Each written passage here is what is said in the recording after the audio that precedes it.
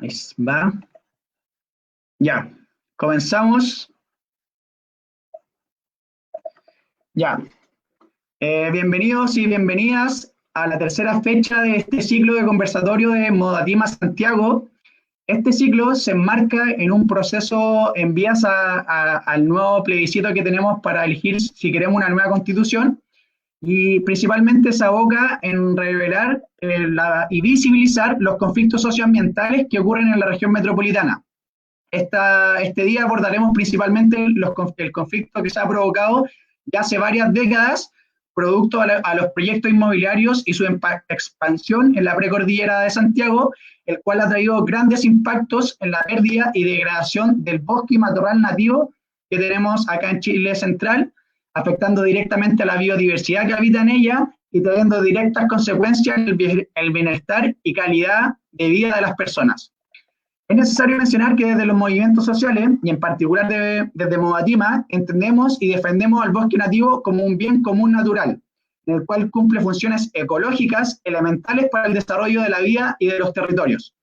Por solo mencionar algunas y no entrar en detalles profundos, ya que nuestros invitados e invitadas nos contarán un poco más en profundidad estos temas, el bosque nativo cumple un rol importante en el abastecimiento de agua para el consumo humano, animal, la pequeña agricultura de subsistencia, cumple roles como purificar el aire a través de la captura del CO2, liberando oxígeno, estabiliza los suelos, brinda diversos nutrientes en la fertilidad del suelo, protege también a los suelos con su vegetación de diversos procesos erosivos, controlando inundaciones también, y nos abastece de diversos productos alimenticios, medicinales, energéticos, y hasta hacer productos como artesanía y leña para utilizar.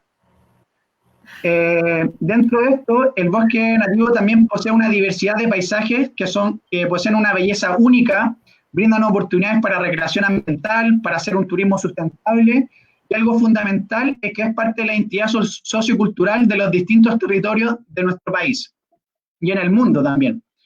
Si bien solamente este tema lo acotamos un poco a la inversión inmobiliaria, el bosque nativo tiene múltiples amenazas que impactan en su crecimiento, estado y composición, como son los incendios forestales que han aumentado en las últimas décadas, la expansión agrícola que ha favorecido la deforestación de los cerros, principalmente como hemos visto en regiones como Valparaíso, en regiones como O'Higgins, que ahora están expandiéndose la fruticultura.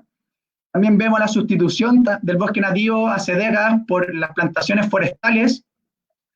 Y como último, mencionar los efectos que están ocurriendo producto del cambio climático, que nos está amenazando hoy en día, alterando los patrones de temperatura, precipitación e intensificando los procesos de sequía y contribuyendo al avance de la desertificación. Es necesario mencionar que el bosque nativo y el matorral nativo son los principales secuestradores de los gases de efecto invernadero, es el CO2 emitido por distintas fuentes fósiles como los automóviles, como la industria, etcétera, y que nos ayudan para mitigar estos efectos que genera el cambio climático. En Chile tenemos una cobertura de bosque nativo alrededor de 13,6 millones de hectáreas, la que actualmente en la región metropolitana en particular tenemos alrededor de 472.700 hectáreas de bosque nativo y matorral arborescente. Como dato, entre el periodo 1997 y 2016, un rango de 19 años, se han deforestado un total de 32.669 hectáreas, lo que representa una tasa de pérdida de 1.750 hectáreas al año, lo que equivale, así como para ponerlo en comparación a algo, a 35.000 canchas de fútbol. Eso estamos perdiendo, mencionando la pérdida de bosque nativo en la región metropolitana al año. Entonces, entendiendo esta introducción de la importancia que tiene el bosque nativo y las amenazas que hoy en día le están ocurriendo, o amenazas históricas que tenemos en Chile, en base a su modelo de desarrollo, nos preguntamos por qué en Chile se permite la corta de bosque nativo y no se resguarda su ecosistema y biodiversidad. ¿Cuáles son los intereses que priman sobre ellos? ¿Existe realmente un ordenamiento del territorio que planifique el desarrollo de las comunidades y sus ecosistemas? ¿Cuáles son los conflictos que existen en la región metropolitana sobre la deforestación del bosque nativo? Para esto tenemos un panel de invitados bien amplio. Los voy a presentar uno por uno para que después demos paso a las preguntas, a sus presentaciones. Como invitado principal tenemos a Pablo Parra, que es presidente de la Agrupación de Ingenieros Forestales por el Bosque Nativo. Tenemos a Camila Romero y Carla Fuentes, integrantes de la Red por la Defensa de la Precordillera y el Parque Comunitario Panul. Por otra parte tenemos a Nicolás Hurtado, concejal de la Municipalidad de La Florida. Tenemos a Renato Yaque, integrante del Grupo de Protección Santuario Alto Macul. Y tenemos a Gonzalo Prieto, medioambientalista, uno de los fundadores de Patagonia Sin Represa, el cual nos va a relatar un conflicto que está ocurriendo principalmente en la comuna de Barnechea y Colina. Bienvenidos y bienvenidas a todos, dale muchas las gracias por estar presentes. Vamos a partir este conversatorio con la Red por la Defensa de la Precordillera, con Carla y Camila, para que se presenten y puedan relatarnos qué ocurre allá, qué es la Red de la Defensa de la Precordillera, hace cuántos años están conformados, quiénes participan de ella y cuál es el conflicto que tienen detrás por qué defienden el bosque nativo, qué es lo que sucede particularmente allá. Eso. Súper. Hola. Vamos a presentar algo, ¿no? Sí. Hola, buenas tardes. A continuación vamos a presentar un PowerPoint donde tenemos algunas imágenes e información que puede ser útil para compartir con ustedes. Aquí va. ¿Me avisan si se ve? Ya. ¿Se ve? ¿Todavía no? Ah, no, mira, yo te tengo que agregar acá. Ahí sí. ¿Sí? Ahí sí. Si puedes agrandarla, ponerlo en modo de presentación. Ahí está. Ya, perfecto. Ahí sí. Bueno, para comenzar, para contar un poco la historia de la red y del bosque Panul, es importante situarnos en la historia porque hay hitos muy importantes que marcaron el comienzo de esta lucha. Nuestra presentación lleva como título Fuerza Comunitaria, recorrido histórico por la protección del bosque Panul.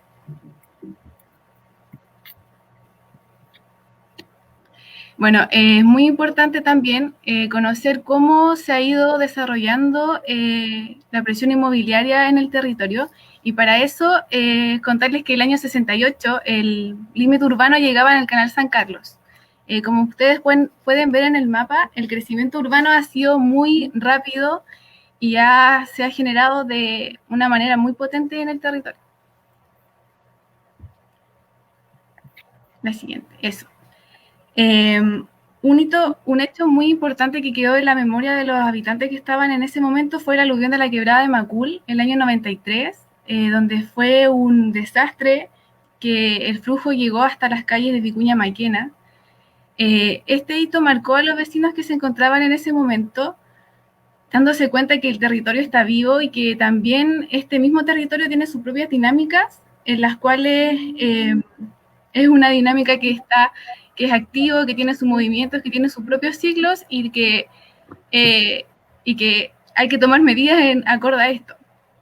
Ese fue un hito muy importante. Esa fue la primera toma de conciencia de los vecinos. La siguiente. A pesar de este hecho muy trágico, el año 94 se genera el Plan Regulador Metropolitano de Santiago, que sube el límite urbano a la cota 1000, que como pueden ver es la línea roja que está ahí en el mapa. La siguiente. Bueno, a pesar de eso, de haber ocurrido este hecho que fue muy trágico, el año 95 se presenta un primer megaproyecto en la Florida, que es el proyecto Alto Macul, que es de la empresa Macalto, que es una de las, los dueños son una de las familias muy importantes del país, como los Cuetos de la TAM, Sarkis, etc. Este proyecto pretendía construir 7.900 viviendas, y ahí los vecinos empiezan a movilizarse claramente, porque cómo se podía desarrollar este tipo de planificación suicida, de cierta manera. Este proyecto, los vecinos se movilizan, generan un plan seccional el cual no fue tomado en cuenta. El municipio en ese tiempo se comprometió a no aprobar estos megaproyectos inmobiliarios. También tenemos que pensar que son proyectos a largo plazo. O sea, el proyecto finalmente se aprobó el año 98 y tiene una proyección de 24 años. O sea, hasta hoy en día el proyecto todavía se está construyendo, y después en el panel también está los vecinos de ahí, que también nos van a contar un poco de esa historia. Finalmente, el año 2001 se presenta un nuevo plan regulador, el plan seccional, en los cuales habían trabajado los vecinos. No se considera, o sea, ahí hay otro engaño. Y finalmente, el 2001 se presenta este nuevo plan regulador en la comuna de La Florida, el cual sigue la misma lógica del plan regulador metropolitano de Santiago, donde la expansión urbana seguía siendo hacia los bosques de la precordillera, a pesar de todo lo que había pasado, de esta tragedia, de darse cuenta de que el territorio estaba vivo, fue una tragedia en la región. Hasta el 2005, los vecinos, después de todo lo que había pasado, también estaban un poco, se habían dado cuenta de cómo funcionaba la institucionalidad, de para quién está hecha la ciudad finalmente, que no es para las personas que habitamos los territorios, sino también es para estas empresas, estas familias. Entonces sigue la misma lógica que hoy en día nos parece obvio, pero en ese momento era un descubrimiento de cómo se generan las dinámicas urbanas. El año 2005 nuevamente ocurre fuertes lluvias en Santiago, se reactivan las quebradas, colapsan los canales, y ahí nuevamente los vecinos dicen ya, ¿qué pasa? ¿Qué hacemos? Y ahí es cuando toman conciencia también de que el último bosque que queda de la región metropolitana dentro del área urbana de Santiago es el bosque Panul. Y ahí es cuando se comprometen a proteger este bosque. Entonces, estamos desde el 90 hasta hoy en día, sigue la misma lógica. A pesar de todos estos que han ocurrido en el territorio y que todas las movilizaciones que hicieron los vecinos, todas las movilizaciones que hicieron los vecinos, las autoridades del momento, ninguna consideró nada de esto. ¿Por qué? Porque la ciudad no está hecha para sus habitantes. Eso. La siguiente. Bueno, siguiendo con el relato de Camila, esta problemática, la verdad es que se visibilizó, que estaba ocurriendo dentro de toda la precordillera de Santiago. Vimos cómo la ciudad fue expandiéndose y el área urbana fue abarcando muchos territorios, y consigo abarcó los bosques nativos esclerófilos que se presentan en la precordillera de Santiago. Específicamente, la Red por la Defensa de la Precordillera se enfocó en el bosque Panul, que está en la comuna de La Florida, que es una de las pocas áreas verdes o áreas naturales que se mantienen hoy en día en el radio urbano, como decía Camila. Es por esto que en el año 2006, ante esta problemática y ante las ausencias de las autoridades, por ejemplo, teniendo en cuenta que el territorio estaba desprotegido, una serie de vecinos conforman la Red Ciudadana por la Defensa de la Precordillera, la cual busca proteger los últimos espacios de área nativa o bosque que quedan dentro del radio de Santiago. Es por esto que comienza una serie de movilizaciones. En el año 2017, por ejemplo, empezaron a hacerse asambleas, caminatas y recorridos por el bosque para invitar a los distintos vecinos o personas de la comunidad cercana a que conocieran este entorno, a visibilizar que está totalmente desprotegido y que finalmente esta articulación social y humana es la que podía, de cierta manera, frenar o tomar acción sobre lo que estaba sucediendo en este espacio. En el año 2008 ocurre un hecho fundamental. Se propone un anteproyecto para la construcción de 1.302 viviendas, esto por parte de la inmobiliaria Gesterra, la cual es de una de las familias más importantes también de Chile, que manejan distintos movimientos económicos, que es los Navarrete Rolando, que también son dueños de Oxiquim y otras distintas empresas privadas que también las vemos, por ejemplo, en otros conflictos socioambientales. Se presenta este anteproyecto y se solicitan permisos al sistema de evaluación de impacto ambiental para poder realizar este megaproyecto. Luego, en el año 2009, La red por la defensa de la precordillera junto a CONAF y SAC hacen un recorrido dentro del Panul y finalmente se certifica y se valida este bosque con una biodiversidad y una riqueza muy importante de ser conservada en la región metropolitana. Es así como en el 2009 empieza una serie de campañas desde la red y también con el movimiento Bosque o Muerte que buscaba visibilizar la desprotección y finalmente que las autoridades y las políticas públicas no están orientadas a la protección de áreas silvestres, sino más bien responden a por ejemplo, a los intereses de otras empresas privadas o de otros actores. Es por esto que a partir de las movilizaciones se hacen marchas, caravanas, asambleas, se realizan una serie de intervenciones dentro del territorio, tanto en la Florida como en otros sectores, para dar cuenta de esta problemática y la importancia que tenía. Dada la presión social, en el año 2010, Gesterra propone crear un parque público sobre la cota 900 a modo de mitigar este proyecto que podría haber sido construido en el Panul. Pero la red lo rechaza y toda la comunidad que defiende el Panul dice no, como atención, al final es como te damos esto, pero finalmente vamos a destruir el entorno. Entonces, la verdad es que es inaceptable.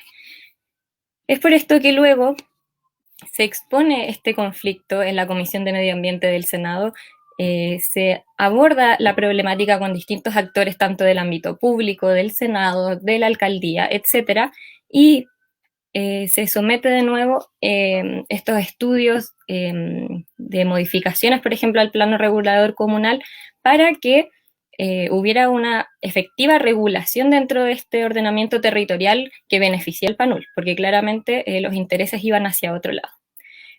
Asume Rodolfo Carter, el cual promete ciertas modificaciones en el plano regulador, lo cual se extiende por bastante tiempo en que no tenemos la certeza si realmente el Panul va a ser protegido, y en el año 2012, a partir de todas las movilizaciones y la gestión comunitaria, es que se rechaza definitivamente el estudio de impacto ambiental de la inmobiliaria, por tanto, no puede construirse en el Panul. Por lo tanto, la comunidad lo ve como un logro. Podemos notar que esta movilización y esta organización, gestión que ocurre dentro del territorio puede ser efectiva y que finalmente esto nos va a llevar a seguir ciertos logros a través del tiempo. A pesar de estos logros, que si bien podemos reconocer en los movimientos sociales, en el 2015 se modifica el plano regulador comunal al fin, el cual determina que el máximo de construcción en la precordillera es la cota 900 en la Florida, pero existe una letra chica. Y esa es la que causa una gran problemática y preocupación también, ya que existe una cláusula que dice que el Panul puede ser subdividido en parcelas de 10.000 metros cuadrados para uso no residencial, por lo tanto agrícola, industrial, entre otros. Y también quedaron expuestas dos franjas territoriales dentro del límite con Locañas, que es el límite oriente, y el límite poniente hacia Puente Alto, donde se podrían eventualmente construir edificios de no más de 6 pisos que albergarían alrededor de 650 habitantes por hectárea. Ese es el recorrido histórico de la red, cómo se forma, cuáles son los principales hitos o lo que ocurre dentro de esta lucha por el territorio, y finalmente se llega a la meta de que ante la ausencia de las autoridades y las falencias de las políticas públicas y las autoridades que finalmente no responden o no cumplen las promesas, porque distintas autoridades, desde la intendencia, desde la alcaldía, hasta presidentes, prometieron que se iban a tomar las cartas sobre el asunto, sobre este espacio, y finalmente no ha ocurrido hasta el día de hoy.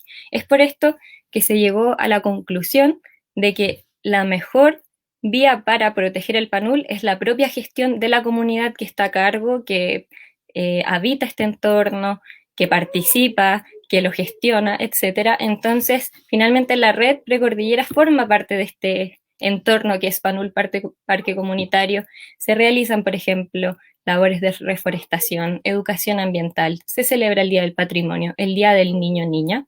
Entonces, a través de habitar el espacio y conformar distintas comisiones o distintas actividades, se ha logrado consolidar este movimiento o este entorno que sería el bosque junto con las personas al que llamamos Panul Parque Comunitario. Y para finalizar,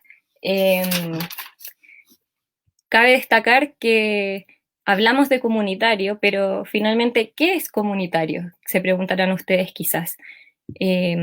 Comunitario en sí no tiene una definición estable o fija, sino más bien se va construyendo en cuanto a cómo significamos el espacio, cómo practicamos este espacio, y el Panul como entorno comunitario nos invita a replantearnos, por ejemplo, las relaciones que tenemos con el entorno, abandonar de cierta manera esta noción antropocentrista de que la naturaleza y el espacio está sometida a nuestros deseos humanos, a nuestro disfrute por la estética o por materias primas, etcétera, y nos invita a replantear los vínculos, vivir de otra manera la territorialidad desde la correspondencia, desde la atención, desde la participación, teniendo siempre como objetivo la expropiación de este lugar para la consolidación de este parque comunitario que se ha ido construyendo históricamente.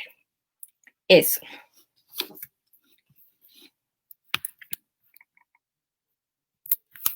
Muchas gracias, Carla y Camila, por su presentación. Bueno, que nos relaten lo que está ocurriendo ya particularmente en la Florida, en el Panul, sabes que uno de los pocos bosques nativos esclerófilos que nos quedan dentro del área metropolitana de Santiago. También muy entusiasmado de lo que hacen allá. Creo que la organización territorial, principalmente la comunitaria, es clave para defender los territorios, por ende, entusiasmándose a que esta lucha siga y que podamos seguir avanzando finalmente en la defensa del bosque nativo y finalmente en nuestros bienes comunes. Y como tú dices, ambas dicen una mirada distinta a la naturaleza, como se ha concebido desde el modelo de desarrollo impuesto, solamente ve a la naturaleza como un recurso donde hay que explotarlo y no entendiéndola como un sostenedor de vida. Muy agradecido por la presentación.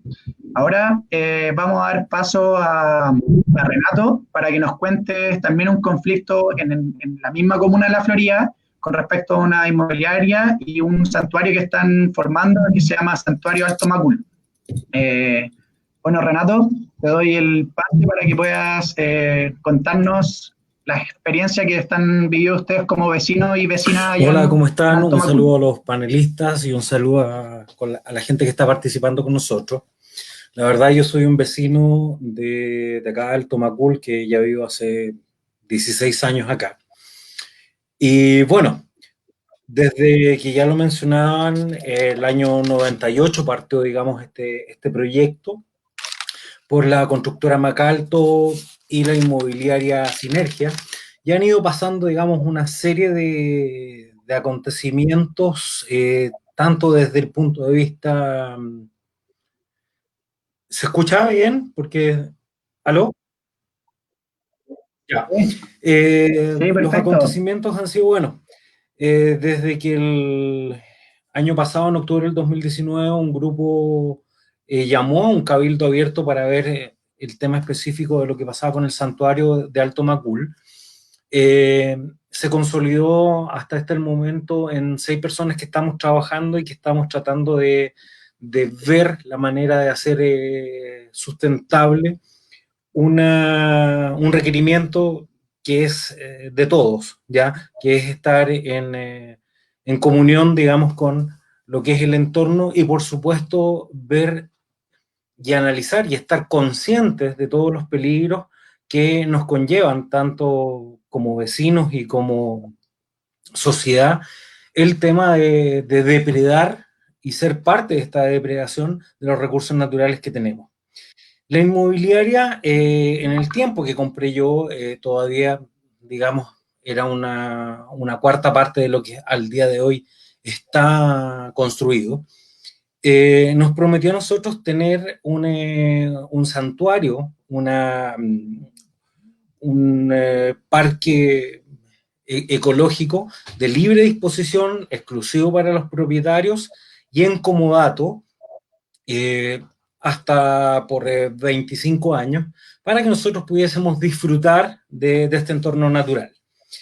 En ese momento, la verdad de las cosas, tenía una persona que funcionaba como guardia, habían animales de granja, uno podía subir sin ningún problema, en fin, hasta que se empezó a descolgar, digamos, la gente del uso y del cuidado de esta zona. Principalmente la inmobiliaria lo tomaba como un gancho comercial, un gancho de marketing, en donde desde esa época, 16 años atrás, y antes, cuando empezó este proyecto inmobiliario, hasta el día de hoy, ofrecen esta zona ecológica, esta zona de santuario, como un valor agregado y un enganche para que la gente, digamos, por supuesto, se fascine con ese concepto y se venga a vivir acá. Hoy en día, de las 3.500 aproximadamente casas, todavía no sabemos cuándo va a terminar esto. Yo en su momento, hace 5 años atrás, estuvimos por un tema vecinal en la municipalidad, y en ese momento yo vi los planos reguladores y de aprobación en su momento para el proyecto, y la verdad era una zona que al momento, en esos momentos, y a mi parecer, estábamos a la mitad de lo que pretende la inmobiliaria y la constructora seguir construyendo hacia arriba. Pero bien, este grupo nos formamos justamente en base a esa motivación, con la motivación de educar, de preservar y de luchar por este santuario, por el entorno y por lo que creemos que es un derecho, y un derecho para nosotros y un derecho para nuestros hijos y para los que vengan, de poder estar en este tipo de entorno, o sea, en un entorno sustentable. Ya lo vemos que no hay una política de conservación o de buen trato del bosque esclerófilo, porque ni de la flora nativa de Chile, porque vemos la reforestación que hacen a nivel urbano, ya son plátanos orientales, son eucaliptos que sabemos cómo, por un lado, desde el punto de vista de salud, atentan contra la salud de las personas, y dentro de lo que son los recursos hídricos, los eucaliptos sabemos que depredan las napas subterráneas. Y es lo que hoy día estamos viviendo también, lo que es la reforestación en las nuevas zonas. Pero bueno, este tema de la reserva ecológica causa un problema que, aunque lo queramos denunciar, siempre se le baja el perfil, ya que cada vez que la inmobiliaria abre una nueva sección de construcción o de venta, ellos ofrecen, como les comentaba, este valor agregado, y dicen que es la última vez, la última etapa que se va a construir. Y sabemos flagrantemente que no es así, porque cada vez están naciendo otras inmobiliarias, que no me cabe la duda que son parte del mismo conglomerado, y que venden nuevamente esta idea. A todo esto, bien lo decían, hoy día y al momento hay permisos para edificación hasta la cota 900, ¿ya? Sabiendo que el límite, ¿ya? O sea, perdón, al momento estamos en la cota 900 de construcción, sabemos que la cota 1000 es la zona, el punto de quiebre, la zona donde ya no se debiese de construir más arriba, pero, como lo decía Carla, hay una letra chica. Esta cota 1000 es siempre y cuando no haya bosque nativo. Y ahí nos abre realmente una problemática, porque la franja entre la construcción y el santuario, ya donde estamos nosotros, que está en la cota 1000, justamente es una zona de fragraz abandono por parte de la constructora. O sea, en estos momentos es una zona en donde está llena de escombros, de tránsito de maquinarias, ¿ya? Que hacen imposible ni siquiera la autosustentación de lo que hay ahí, ¿ya? Y menos podríamos decir que haya un interés por seguir, por cuidarlo, porque justamente está el interés económico. Si es una zona donde no hay bosque, donde hay, la verdad, una suerte de vertedero, por supuesto que van a tener todas estos estas prerrogativas legales para poder seguir presentando proyectos. Nosotros hicimos un levantamiento con el grupo y fuimos hasta el santuario, en donde nos llamó la atención que principalmente ahí hay 3 hechos que la verdad son vulneratorios hacia el bosque esclerófilo y hacia lo que es nosotros como vecinos, ¿ya? Primero, que es una zona que está completamente abandonada, donde las especies, dada la sequía, se han ido secando. Segundo, donde hay acopio de materiales que son altamente inflamables, ¿ya? Principalmente maderas de construcción. Y tercero, es la misma erosión que provocan, por ejemplo, las personas que hacen motocross y que transitan por este corredor y que suben, por supuesto que erosionando de una manera, pero te digo, o sea, espantosa, el suelo que queda.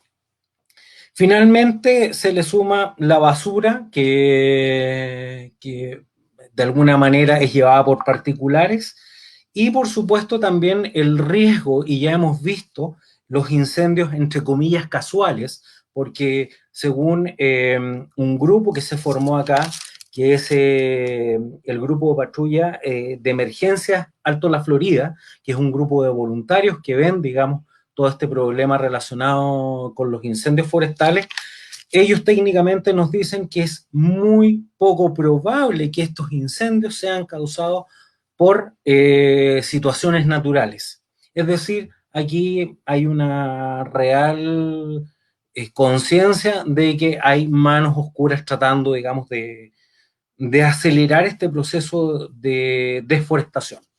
Nosotros en esta zona estamos entre 2 quebradas, la quebrada, por supuesto, que está en el límite norte, ¿ya? Que es la quebrada donde están las piscinas, y una quebrada en el límite sur, que es una quebrada un poquito más pequeña. Si me ayudas, Lucas, a poder subir el video que te mandé.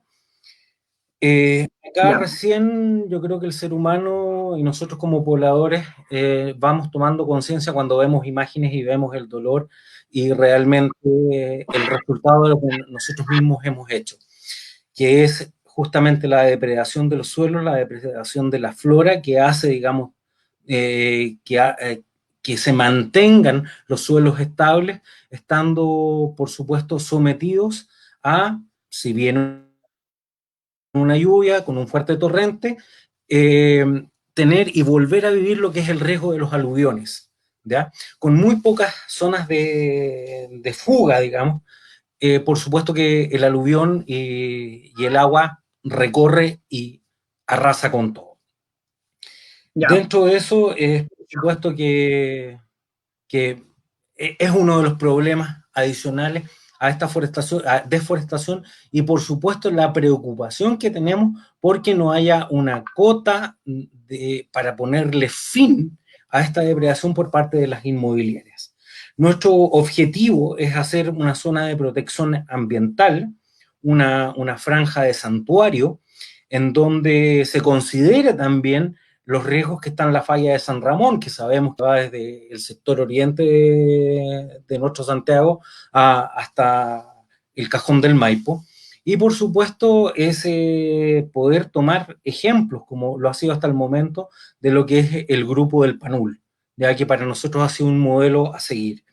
En este momento, bueno, todo esto parte, por supuesto, ya hablamos de las inmobiliarias, todos los permisos en su momento, no sé si ustedes lo saben, fueron aprobados por el alcalde Salaquet, que en su momento estaba a cargo, y por supuesto ahí había una vinculación con la gente de la inmobiliaria, porque el gerente general, uno de los grandes, digamos, gerentes que estaba ahí, era primo de él, directamente. Renato. Dime. Tengo listo el video. Ya, por favor. Ya. ¿Se ve la pantalla? Sí, se ve. Vale, ahí va. En mayo de 1993, un caudaloso río bajó con furia y un sector poblado a los pies de la cordillera de los Andes, en la quebrada de Macul, fue arrasado por un aluvión. Canal 13 es hasta el momento el único medio televisivo que ha logrado llegar hasta este lugar. El panorama, como se puede observar, es de desolación y de muerte, desgraciadamente. Mi señora y mi cuñada quedaron atrapadas en poder salir. Una explosiva mezcla de barro, árboles, piedras y rocas descendió con violencia. Varias personas fueron arrastradas por esta embestida brutal. En este lugar, cuadrillas de militares trabajan en la penosa tarea de ubicar aquellos cadáveres que fueron arrastrados por el caudal devastador. Cuando entraba al hospital me parece que ahí iba a verlo en una cama. Siempre me mantuvo esperando y quería encontrar conmigo. ¿Qué es lo que más necesitan ustedes en este momento aquí en la población de Ayer? Sábanas, colchonetas, frazadas, agua. Era una situación de una guerra. Usted comprende que reconstruir en la misma quebrada, ¿cómo se repusieron sus habitantes de las dramáticas consecuencias que dejó esta catástrofe? Porque, pese al riesgo inminente de un nuevo aluvión, muchos vecinos siguen viviendo allí.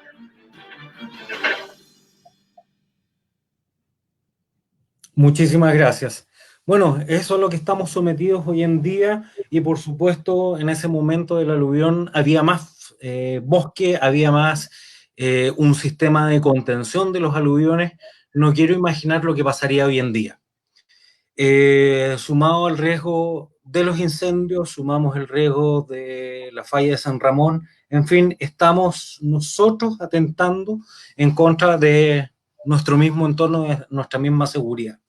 En ese sentido, lo pregunto, y es parte, digamos, de lo que queremos exponer, por supuesto, a quienes saben más y a quienes han trabajado más en esta modalidad y en esta manera, de llamar hacia lo que es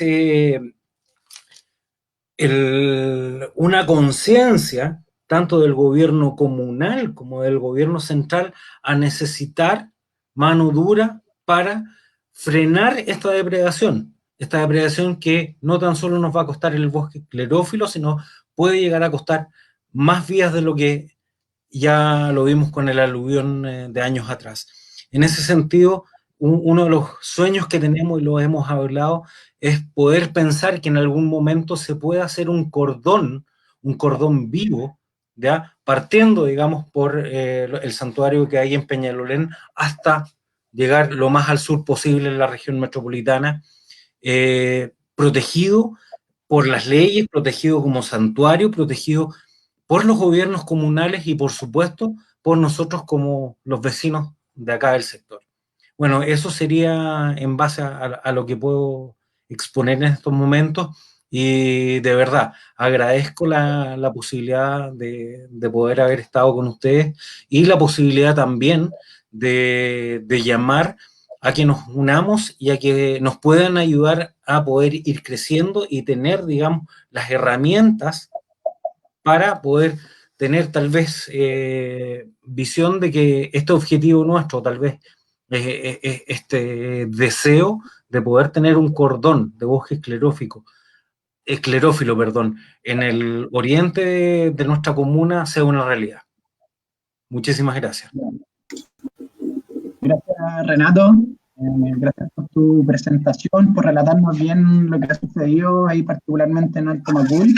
Creo que también abordaste un tema súper relevante que tiene que ver con los riesgos naturales que estamos puestos por ser parte, por instalarnos en la precordillera, principalmente en zonas de quebrada.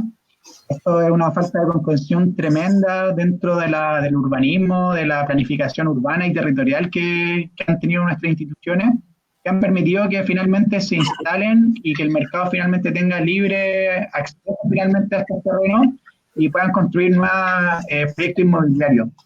Creo que el aluvión del 93, creo que es un hito que marca un precedente, es algo que tenemos que recordar siempre en nuestras memorias, no dejarlo nunca pasar, y instalar también que esto es algo que puede volver a ocurrir, o sea, no fue algo casuístico, algo que ocurre cada 100 años, así como improbable, sino que a pequeños fenómenos de lluvia con ciertas condiciones puede generarse nuevamente un aluvión, y también pensando que actualmente la área urbanizada no es la misma que había antes del año 93, fenómeno puede ser aún más intenso pensando que está todo ya pavimentado y el agua solamente escurre. Así que, bueno, te agradezco mucho. Ahora un poco vamos a ver la perspectiva de por qué finalmente el bosque nativo puede ser intervenido, por qué finalmente, cuál es la institucionalidad y el marco normativo que finalmente permiten que el bosque se pueda depredar, que se pueda degradar, que se puedan instalar estos proyectos inmobiliarios. Para eso nos va a relatar ahora Pablo Parra, de la agrupación de ingenieros forestales por el bosque nativo, para que nos cuente más en detalle sobre este tema y podamos aprender bien sobre esta concepción que tiene desde el Estado sobre el bosque nativo. Eso, Pablo. Te doy el pase y muchas gracias. Hola a todos y todas. Muchas gracias por la invitación. Es un gusto para mí estar con usted acá. ¿Se escucha bien? ¿Se escucha bien? Sí. Pero está como unos segundos desfasado, creo. Pero se te escucha bien. Ok. Bueno, Lucas, tú en tu introducción mencionaste que en Chile actualmente contamos con alrededor de 14 millones de hectáreas de bosque nativo. Bueno, déjenme decirles que hay estudios que se han realizado en Chile que indican que a la llegada de los españoles habían alrededor de 26 millones de hectáreas. Es decir, hasta la actualidad hemos perdido casi la mitad de superficie de los bosques desde la invasión. La pregunta que cabe realizarnos es, ¿por qué se ha perdido tanta superficie de bosque hasta hoy en día? Y eso es porque históricamente bosques, y también, hay que decirlo, matorrales nativos, se han visto sometidos a una fuerte presión humana, considerándose prácticamente como una fuente infinita de recursos en la que se han extraído bienes sin siquiera considerar su dinámica natural, y menos aún la capacidad de soportar dichas acciones, las que muchas veces estaban lejos de ser sustentables. ¿Qué quiero decir con esto? Que, por ejemplo, yo tengo un interés particular en una planta del bosque, por ejemplo, obtener sus frutos. Yo voy, obtengo los frutos, pero no me preocupo cómo obtengo esos frutos. Y tampoco me preocupo cómo queda esa planta, menos si genero otro tipo de intervención dentro de ese ecosistema, ¿ya? Esta situación ha llevado a que hoy en día la salud de los ecosistemas nativos se vea muy afectada. Es decir, los bienes, servicios y la capacidad de recuperación de estos ecosistemas no es la misma de antes. Y esto en el mundo científico se conoce como degradación de ecosistemas. Por otra parte, en Chile también hay una visión instaurada desde inicios de la República, de que los ecosistemas nativos son un estorbo a otras actividades económicas. Y eso ha llevado a que millones de hectáreas desaparezcan en Chile a lo largo de todo el territorio nacional mediante incendios forestales o el reemplazo por otras actividades como la urbanización, la industria de los sectores agrícola, forestal, energético, minero y el sector inmobiliario, que es el que nos convoca hoy día a conversar. Bueno, en la región metropolitana, el 95% del bosque nativo que existe es del tipo forestal esclerófilo. Es un ecosistema a nivel mundial catalogado como un hotspot. ¿Qué es un hotspot? Es un lugar del planeta donde se concentra mucha biodiversidad, es decir, muchas especies diferentes, y también hay un alto endemismo. Muchas de estas especies solo están en este ecosistema, ¿ya?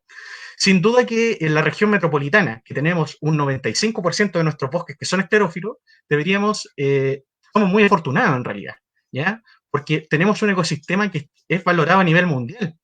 Sin embargo, al ver las acciones y el cuidado que le da Chile, parece ser que no es un motivo tan importante de orgullo, pensando que menos del 2% del territorio de la región metropolitana y zona central se encuentra protegido. Estoy hablando de ecosistemas naturales, a diferencia de la zona sur y la zona austral. Último es sumamente relevante si consideramos que en la región metropolitana se encuentra la mayor cantidad de personas del país, más de 7 millones de personas de habitantes, y producto de la cesantía que ha habido durante los últimos años, la migración de las personas de otras regiones hasta la capital va en aumento. Y uno empieza a pensar, para poder garantizar el desarrollo de una ciudad, desarrollo sin considerar si este sea igualitario o ético, se ha tenido que recurrir a una severa modificación del paisaje y esto se ve reflejado en la sustitución de bosque nativo. ¿Por qué la expansión inmobiliaria ha ido en aumento y se sigue perdiendo vegetación nativa? ¿Por qué no se le ha puesto un freno a esto? Sencillamente porque existen instrumentos, institucionalidad para poder llevar a cabo estas acciones y que fue construida principalmente para compatibilizar proyectos de inversión privada, secundariamente para regular, para garantizar el bien común.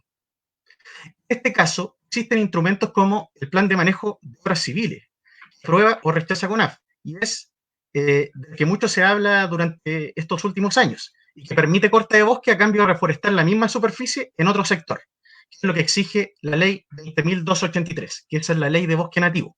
Y esa es una de las medidas de reparación al impacto que se genera al cortar bosque para, por ejemplo, poner infraestructura inmobiliaria. Ojo, solo esta reforestación, reparación, se orienta a bosques. Se desestima por completo cuando son matorrales y cactus. Sin embargo, claramente esta reforestación que se hace en otro sector es claramente insuficiente, considerando que estamos reemplazando bosque nativo, que en muchos casos es bosque adulto, que se estableció en condiciones climáticas muy diferentes a las que se encontraban en las nuevas plantas que se están reforestando. Es decir, estamos cambiando bosque adulto por plantas nuevas y tenemos la incertidumbre si estas plantas nuevas van a ser capaces de establecerse como ecosistema y cumplir funciones.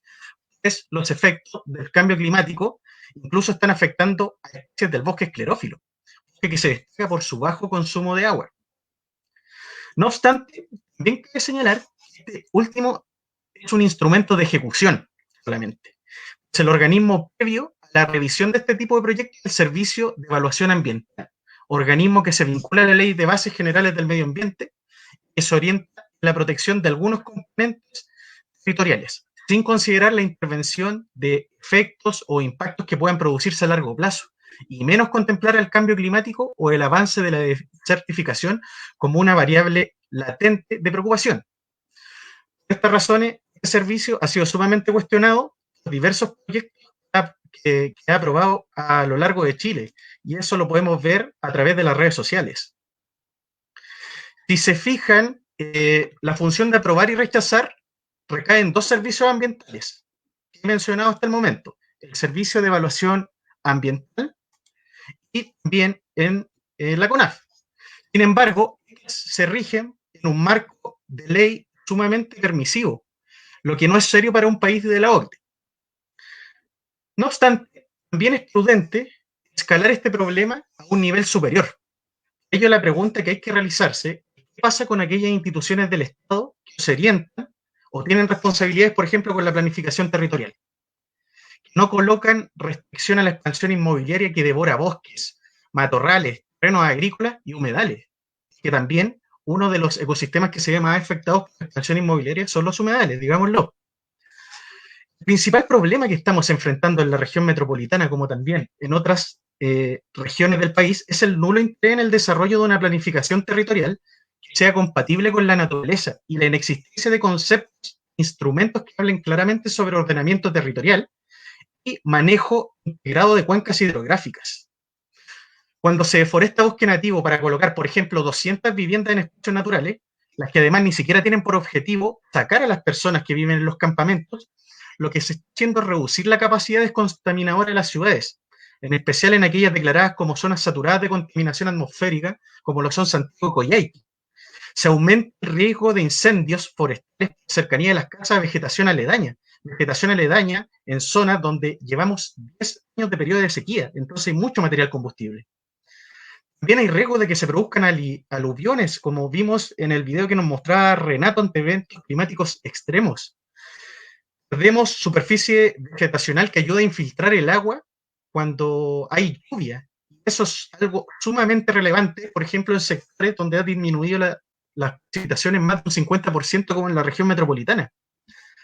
Hay riesgo de que se generen basurales que terminan acumulándose en las quebradas y que a la larga terminan transformándose en focos de incendio. Esto ya lo hemos visto, por ejemplo, en la región de Valparaíso. El riesgo de que se produzca la invasión de especies exóticas a ambientes nativos, afectando a nuestra fauna nativa. El traslado de fauna nativa a ambientes urbanos. O sea, ¿cuántas veces hemos visto en las noticias, parece más o menos simpático, cuando baja un puma a la capital o llega un cóndor a un departamento? Pero eso no es tan simpático porque es señal de que estamos interviniendo a tal punto del ecosistema que la fauna no tiene dónde buscar alimento y también dónde establecer sus hogares. La expansión inmobiliaria hacia ambientes naturales ha pasado demasiado desapercibida en este país, desde Arica a Magallanes, e insularmente en lugares como Chiloé, la situación de las parcelaciones son terribles. No cabe duda que estos tiempos son adecuados para plantear estos problemas, requieren una solución urgente, y como país necesitamos abordar la planificación territorial de manera responsable, ya que seguir con el mismo modelo de desarrollo territorial en un escenario de cambio climático, seguro que contribuiremos a amenazar nuestra propia seguridad, y eso es algo que no se está contemplando. Gracias. Gracias a todos y todas.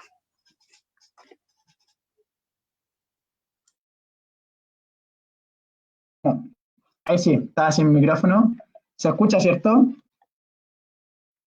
Ya. Gracias, Pablo. Creo que tu contribución desde aporte más técnico, desde una visión más forestal de lo que ocurre, creo que es súper nutritiva para entender este conflicto de la expansión inmobiliaria.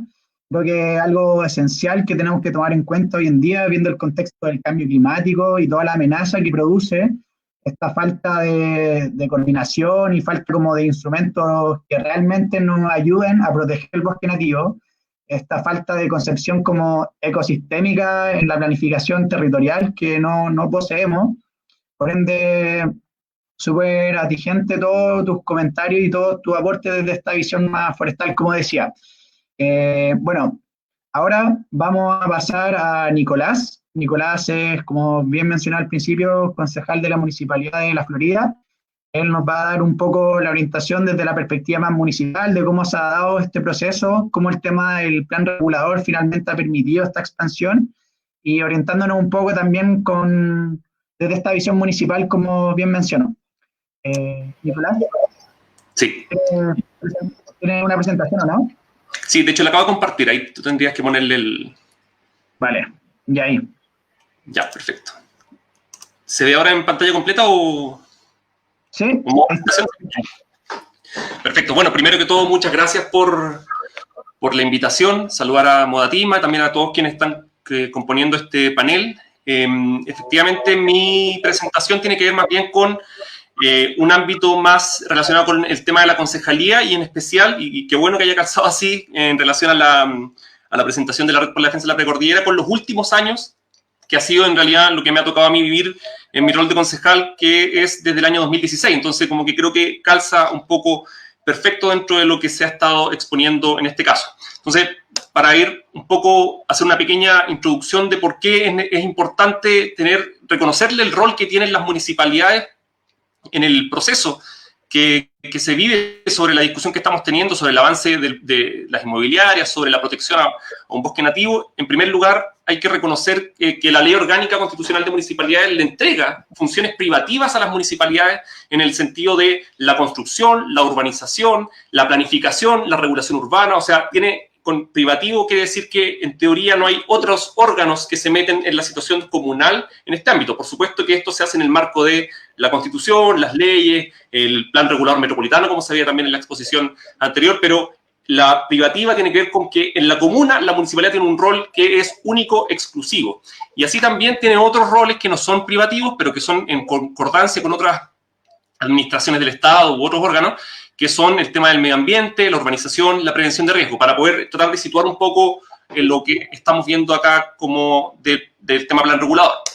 Yo quería hacer primero un recuento de algunos hechos que han sucedido estos últimos 4 años, tal como se veía en la presentación inicial, y para mostrar que, tal como se daba cuenta por parte de Carla y Camila, en la Florida el tema del plan regulador y la protección de la precordillera, en específico lo que tiene que ver con el bosque de Panul, ha estado bastante ausente de la discusión. De hecho, un poco acá yo les dejé los acuerdos, también está la presentación, están los links también de cada uno de los documentos, por si quieren tenerlo después, puedo ponerlo a disposición, en la que se votó por un lado la enmienda número 12 al plan regulador, que veía otros espacios de la comuna, que ahí en la siguiente lámina voy a mostrar una fotografía de lo que se estaba viendo. Se definieron audiencias públicas para este efecto y luego de aproximadamente 4 meses, tras la presión ciudadana que se dio a esta modificación que se quería levantar, termina dejándose sin efecto ahí en el acuerdo 517 esta propuesta de enmienda número 12. la cual después empezó a generar otro tipo de discusiones que derivó en el estudio de capacidad vial. Y ahora les voy a mostrar por qué hubo esta presión ciudadana hacia la enmienda número 12, y lamentablemente en la foto que tengo no tengo una a color, pero esos rectángulos que se ven son las vías troncales de la Florida, que en este caso la de más abajo es, o la de más al poniente, mejor dicho, es Vicuña Maquena, la de que está al medio, ese triángulo también un poco rectángulo un poco deformado es Avenida La Florida, y el que está arriba es Tobalaba.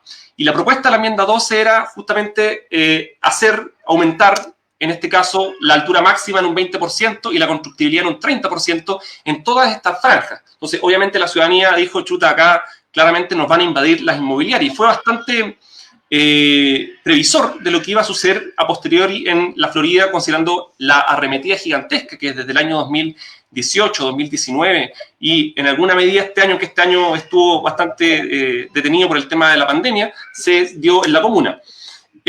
Posteriormente de este proceso, cuando veíamos que no estaba sucediendo nada con el tema de los que la ciudadanía estaba exigiendo, ¿cierto? Que era la protección de distintos espacios, la protección de los barrios también, hicimos una solicitud en el Consejo Municipal, esto fue, ahí como se ve en el acuerdo 749 del 12 de diciembre del 2018, para congelar los permisos de edificación y también para poder comenzar un desarrollo participativo de un plan regulador que pudiera hacerse desde los territorios.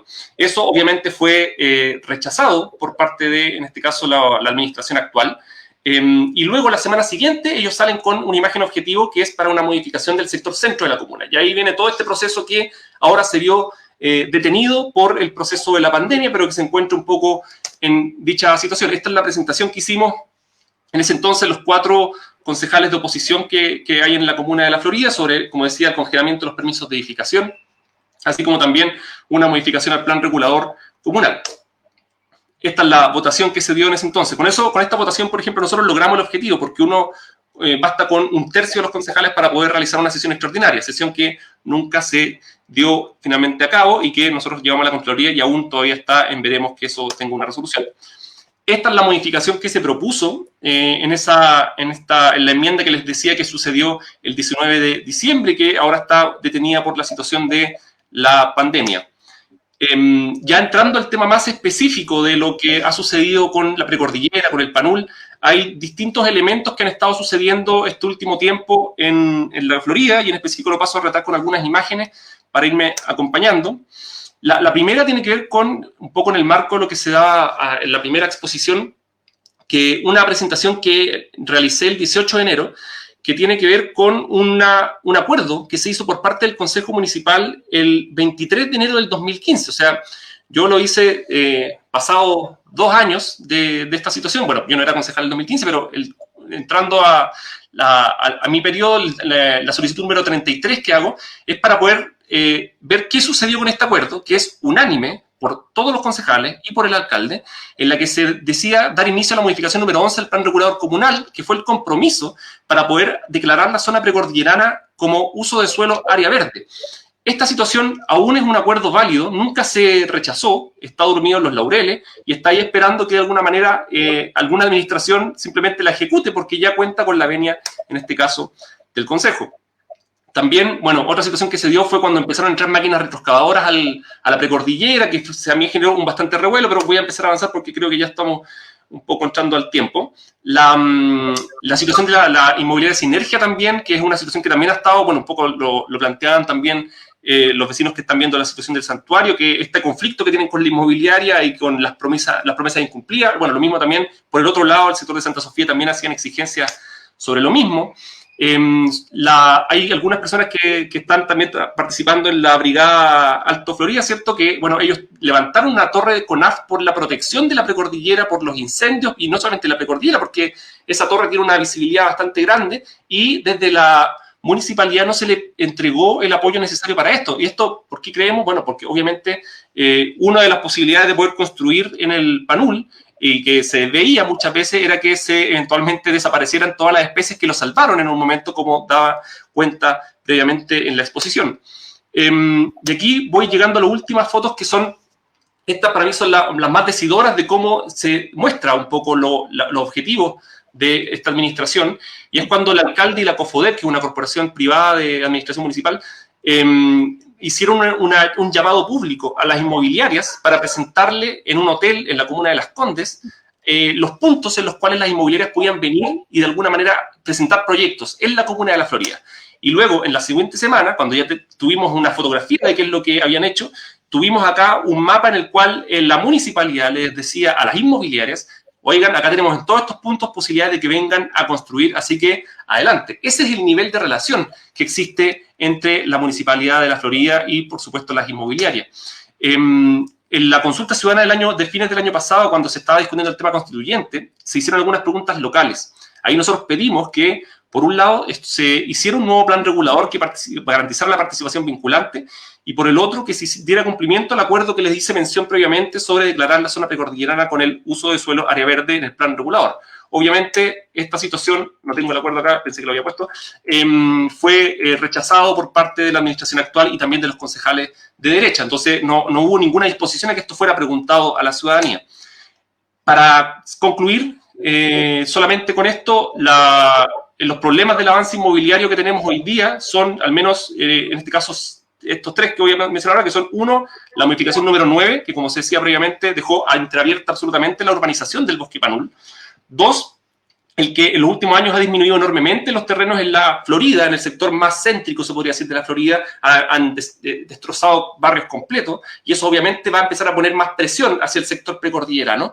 Y por supuesto algunos incentivos que hay, por un lado hacia las familias de querer vender, y por el otro algunos incentivos locales, como lo que sucedió en Santa Sofía de Ocañas, cuando se trataba de generar como ustedes si apoyan el bosque un proyecto inmobiliario en el Panul, nosotros los podemos apoyar con la posibilidad de que llegue el agua potable urbanizada a su sector, ¿cierto?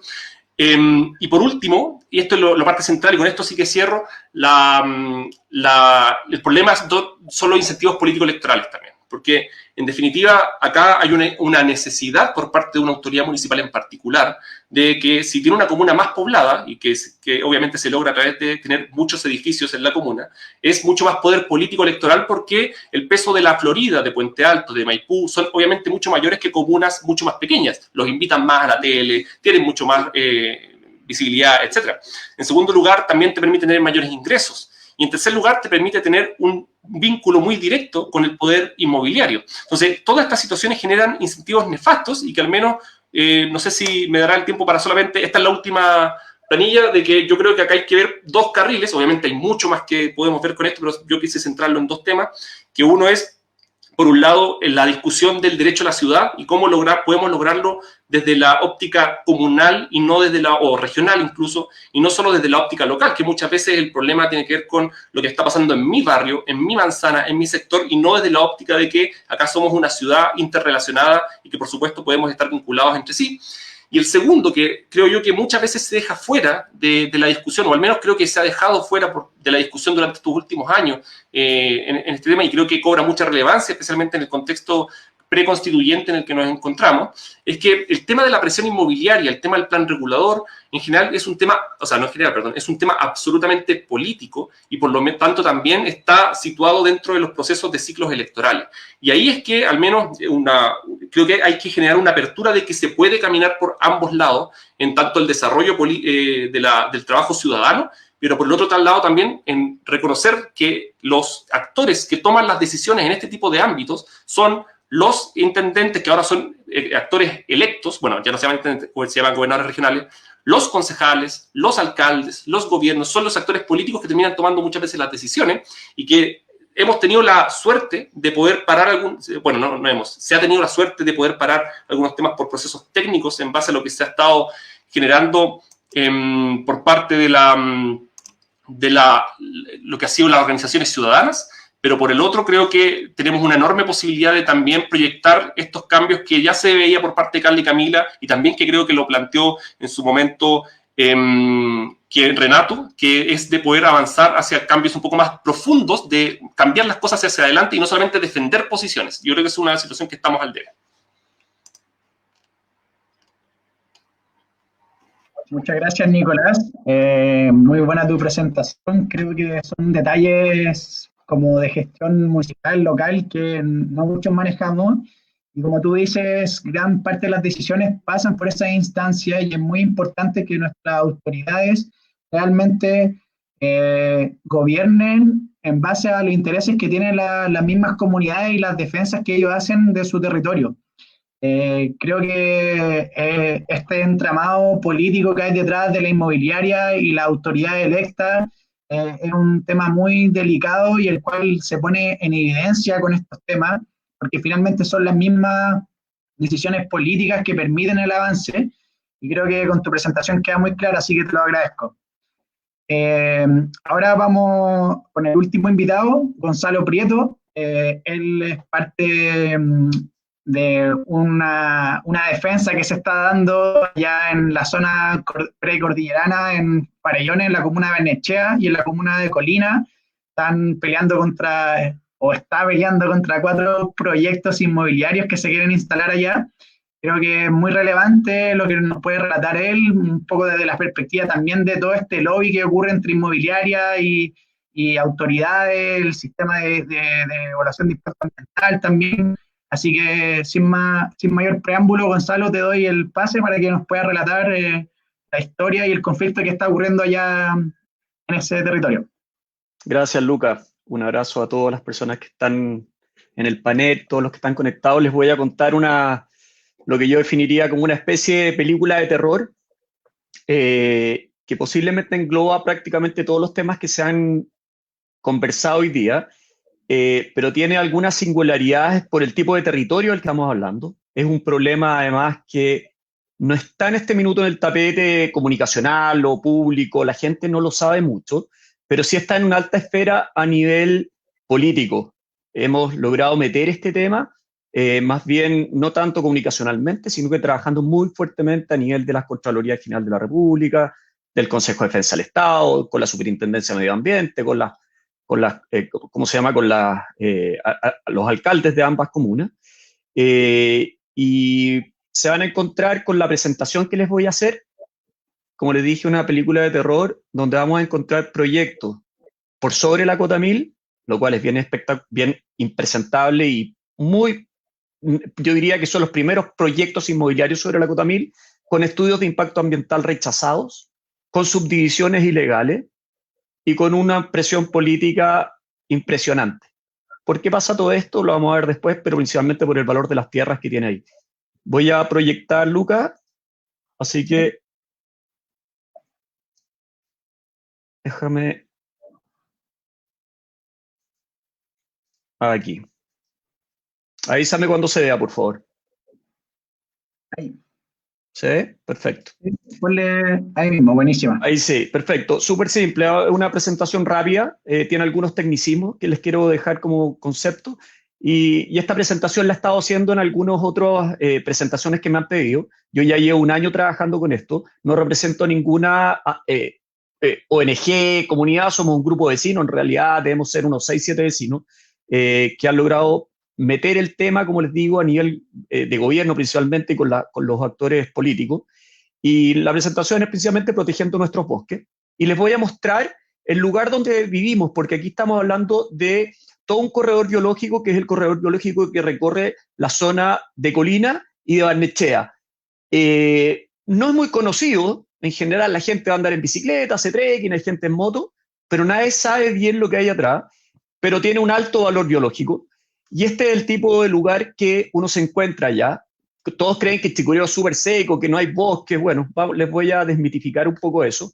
Hay bosques primarios. Este es un bosque de Quillay, que yo creo que hay muy pocos en Santiago. En realidad, bosques que no están absolutamente cero intervenidos. Se pueden ver las lianas, es bien impresionante. Y este es un bosque que está esclerófilo, que está exactamente al lado de los proyectos inmobiliarios que les voy a hablar. Hay ríos ahí mismo, hay mucho puma. A mí me ha tocado estar en zona, me gusta rastrear puma, hay mucho puma en la zona que están bajando.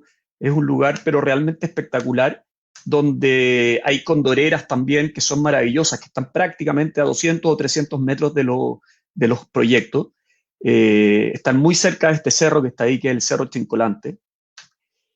Y como decía nuestro querido Pablo Neruda, siempre lo pongo, pero quien no conoce el bosque chileno no conoce este planeta. De aquellas tierras, de aquel barro, de aquel silencio, he salido yo a andar, a cantar por el mundo. Me encanta porque nos habla un poco de su filosofía y cómo veía la tierra y cómo veía el bosque.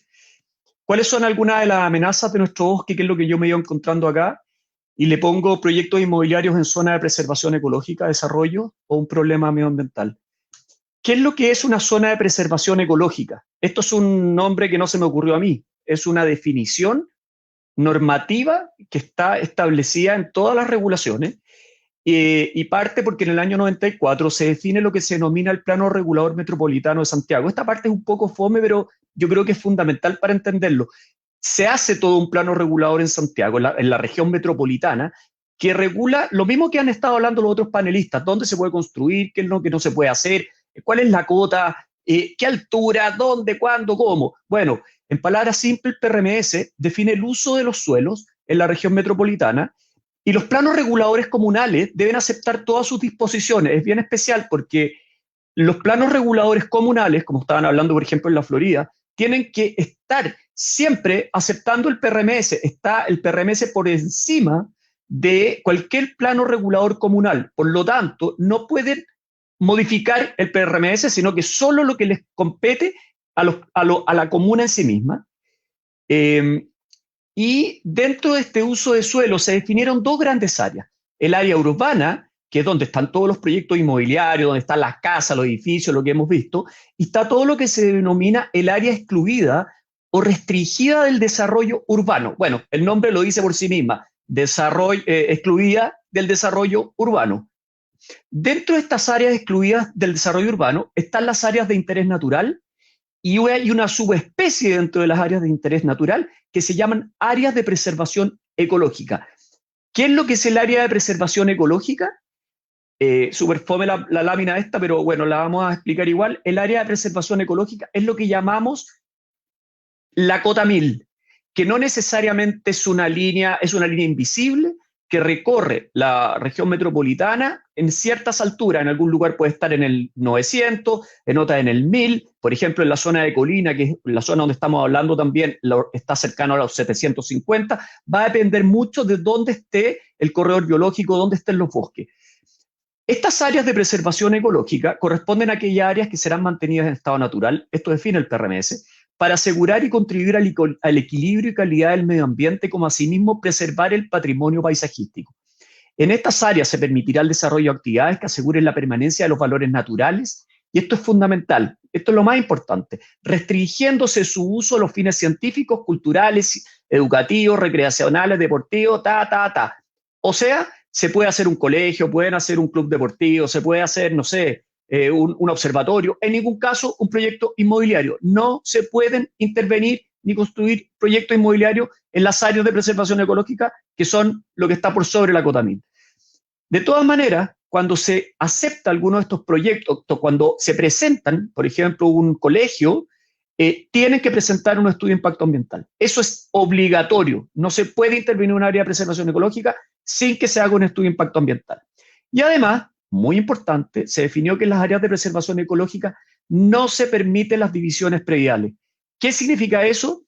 Las divisiones prediales son cuando tú tienes un gran campo, hay una ley que es el 3516, que es una ley del año 80, que te establece que tú podías generar subdivisiones de tus terrenos de mínimo 5.000 metros, por eso que las parcelas en fondo son de 5.000 metros, y una vez que se establece el PRMS, si tú no alcanzaste a subdividir, no puedes subdividir tus terrenos. Eso es definitivo en las áreas de preservación ecológica.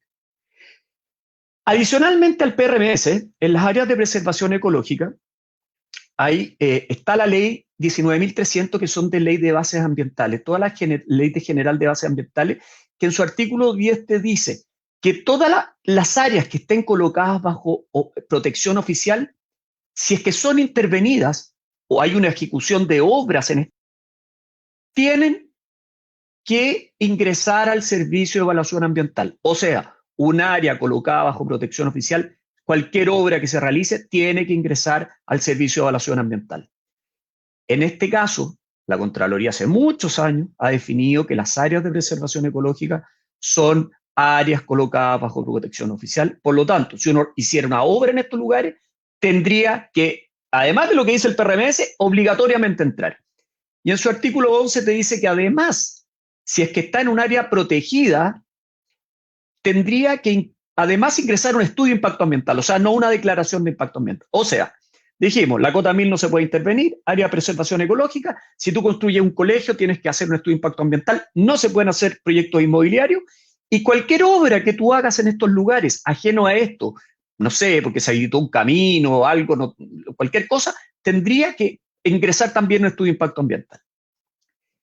Y a su vez tenemos el famoso artículo 55 de la Ley de Urbanismo, que lo deben conocer varias de las personas que se interesan en estos temas, y que te dice que fuera de los límites urbanos establecidos en los planes reguladores, o sea, este es el caso porque los planes reguladores comunales, este es un plan regulador superior, no será permitido abrir calles, subdividir para formar poblaciones ni levantar construcciones, salvo aquellas que fuesen necesarios para la explotación agrícola del inmueble o para la vivienda del propietario del mismo. Este es un artículo que se creó para proteger las tierras agrícolas y dice que si tú tienes una parcela de destino agrícola, como es en todo Chile, tú podrías construir una vivienda para el propietario del terreno agrícola en la medida que tu uso sea agrícola. Esa es la gran trampa que ha tenido Chile, que se han construido casas por todos lados en terrenos agrícolas, simplemente usando una parte de esto que dice vivienda del propietario del mismo, como si todos nos olvidáramos que para proteger la ley agrícola.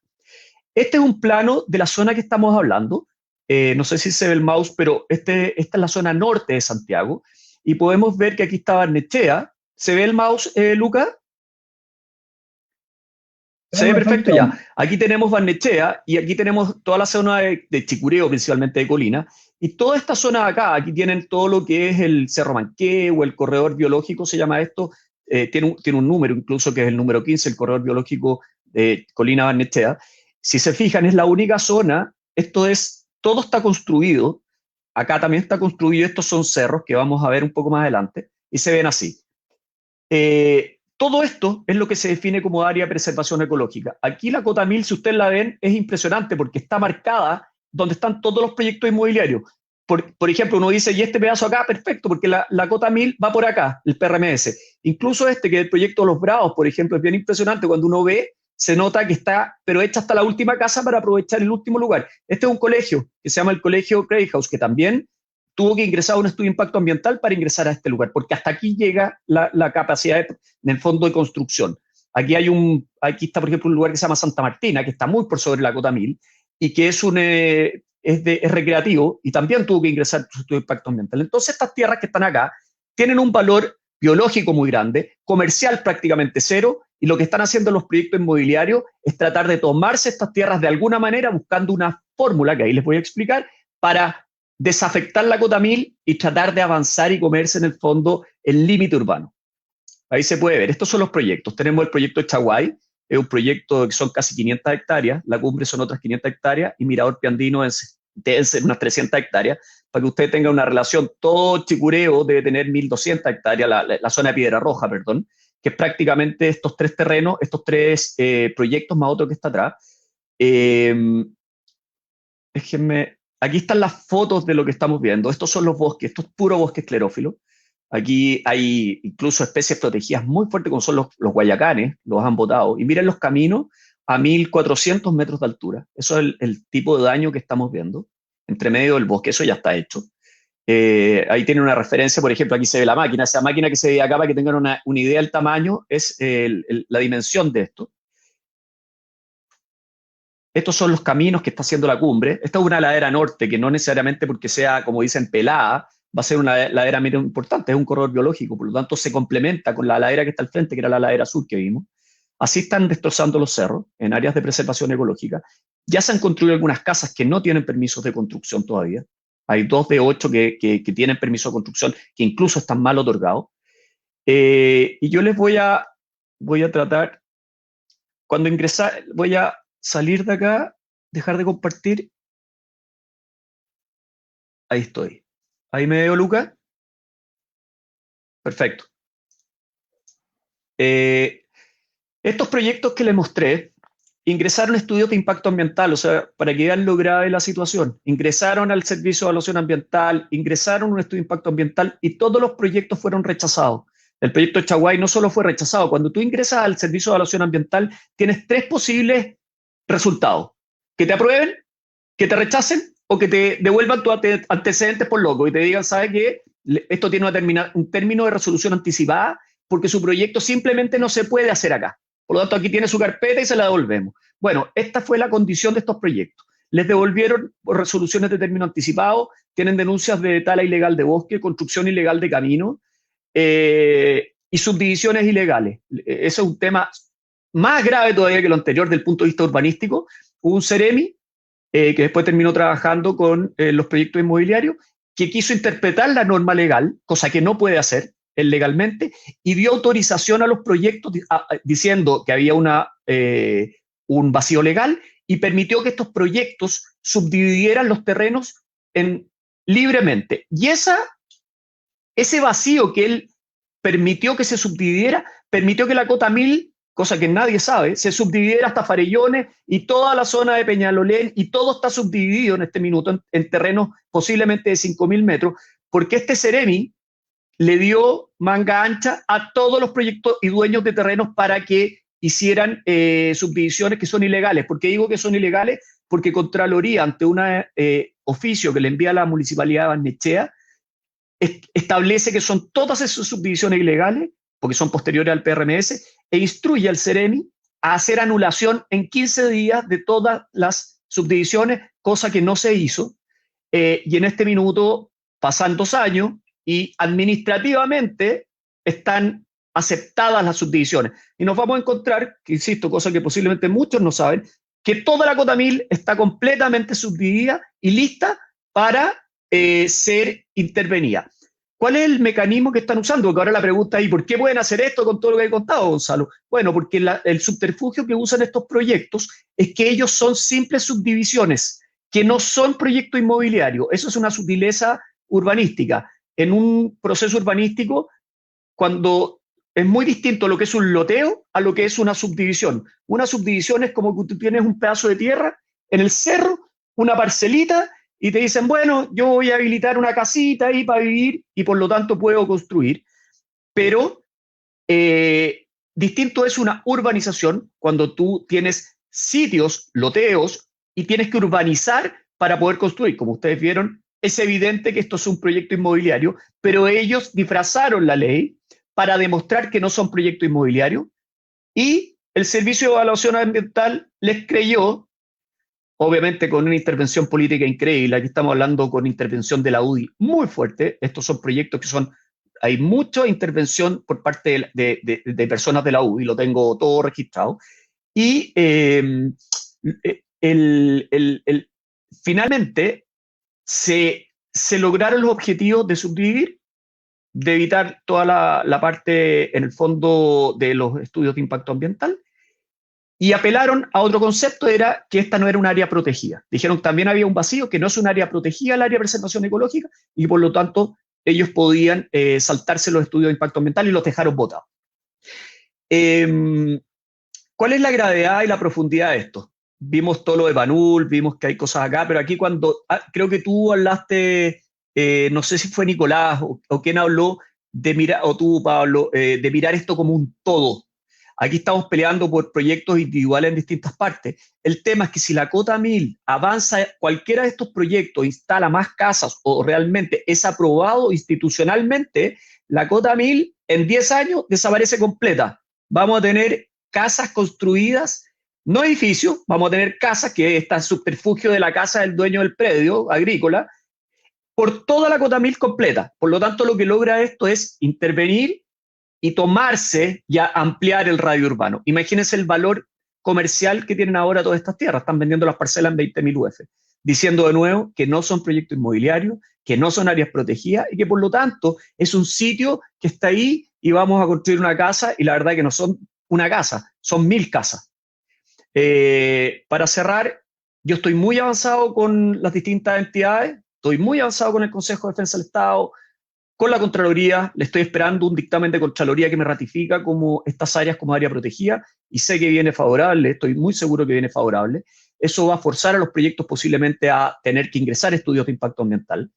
Y lo más importante es que si se define y la Contraloría ratifica que está en un área protegida, el área de preservación ecológica, evito que toda la cota 1000 para adelante se intervenga, Por eso les digo que es muy importante conocer esto y poder en el fondo ejercer presión, porque aquí yo no he tenido la capacidad que tienen algunos como Panul, por ejemplo, de generar acciones y estar encima y que salgan en los diarios. Yo he dado una pelea mucho más a nivel institucional porque es lo que puedo hacer con las pocas personas que tengo que me apoyan y no tengo en el fondo para generar estos movimientos sociales que son importantes. Así que esa es la explicación y muchas gracias por la invitación de nuevo. Muchísimas gracias, Gonzalo. Tremenda presentación, datos, evidencia que está ocurriendo allá en el sector de Colina, de Barnechea con Colina. Creo que es un temazo. Creo que tú también lo mencionas, que si bien estos son conflictos particulares, pero es algo que está ocurriendo a nivel transversal, es necesario una articulación, que nos pongamos en disposición a hacer alguna red de mayor defensa. Hay distintas experiencias que hay que compartir y que son muy interesantes. Ojalá poder articularse, seguir en contacto entre nosotros. Bueno, ahora para darle un cierre al conversatorio, estamos con muy poco tiempo de lo que presupuestamos. Yo pensaba dar alrededor de 5 minutos por persona para como dar propuestas, como sugerencias, qué tenemos que hacer para enfrentar estos conflictos, pero de cierta manera se han ido respondiendo de a poco con las presentaciones de cada uno. Hay algunas preguntas del público, entonces las voy a hacer. No sé si ustedes leen lo que el público pone. No. Ya, perfecto. Las voy a mostrar. Son 3 preguntas principales que me gustaría como presentar y si las pueden responder. Primero, es una pregunta para, esto yo creo que es más referido a Nicolás, la voy a visualizar acá. De manera bien breve, yo sé que lo mencionaste, pero un poco para poder responder a Rocío. ¿Cómo avanzamos hacia planos reguladores participativos y acordes a estrategias de desarrollo? ¿Cuál es como tu consejo, orientación para poder lograr este tipo de instrumento que realmente sea participativo y que incorpore la visión de la gran mayoría de la comunidad y la visión ecosistémica que estamos poniendo acá a la luz? Sí, mira, yo creo que el problema tiene que ver en buena parte con la normativa que tenemos de participación en este tipo de ámbitos, porque ese ya es el desde el cual el proceso no es vinculante, sino que es consultivo, en el cual la ciudadanía, por lo general, no tiene mayor involucramiento en las etapas previas, aunque ahora por lo menos se incorporó esta situación en el gobierno anterior, se incorporó el proceso de la imagen objetivo, en la cual por lo menos hay una prediscusión de lo que va a venir luego con una modificación al plan regulado, pero aún así todo esto es la lógica consultiva. Para ser más claro aún, lo que estoy indicando, previamente les decía que se habían votado ciertas decisiones de audiencias públicas que tienen la intención de que la gente pueda participar, enterarse y ojalá también involucrarse en el proceso. Los concejales, por ejemplo, en esa audiencia pública ni siquiera pudimos exponer o preguntar o avanzar, sino que solamente se dio una lectura de lo que iba a ser esta modificación y luego la gente de manera informal empezó a romper con lo que estaba estipulado por parte de la administración y tratando de avanzar hacia, oye, pero ¿qué va a pasar con esto? Y ellos presionaron, los que habían asistido, a que esto sucediera.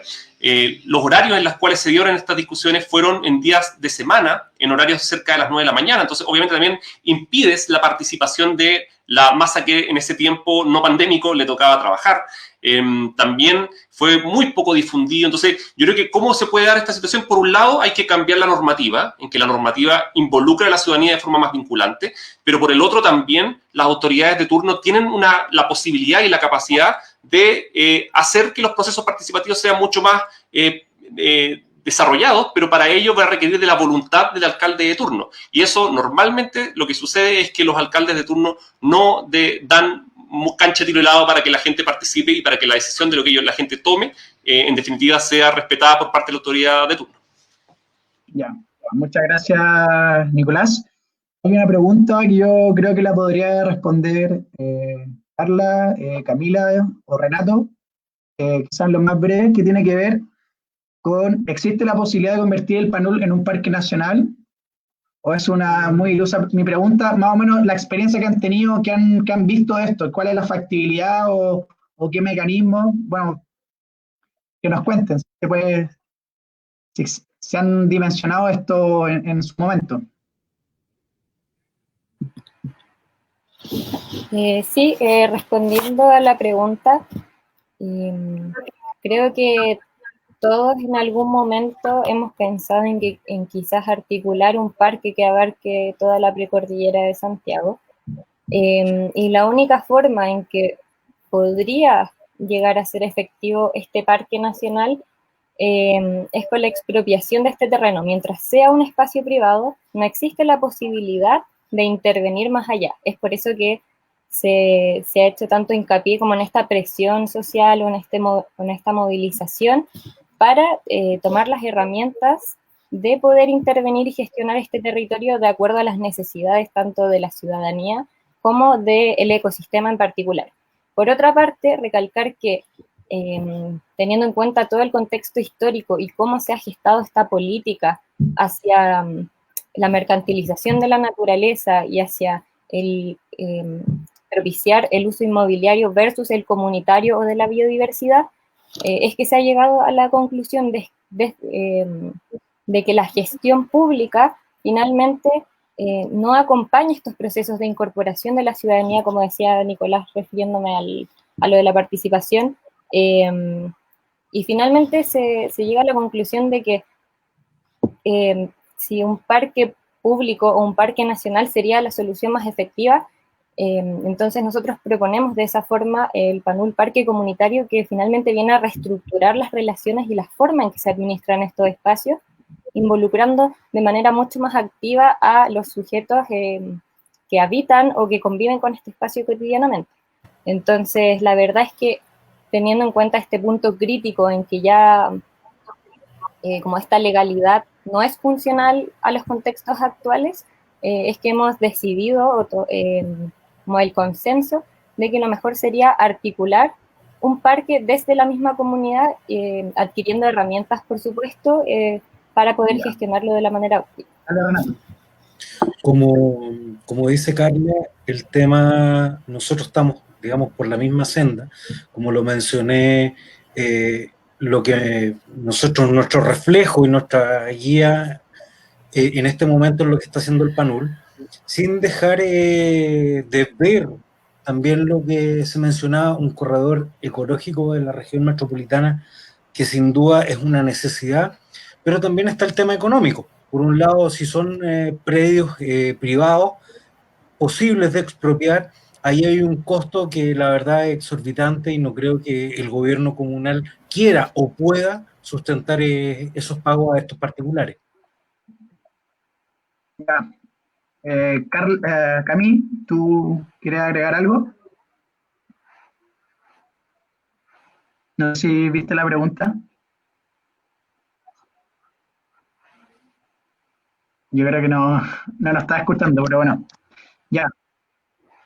Hay una pregunta para Pablo, tiene que ver un poco más referido al tema sobre... La voy a proyectar y la voy a leer.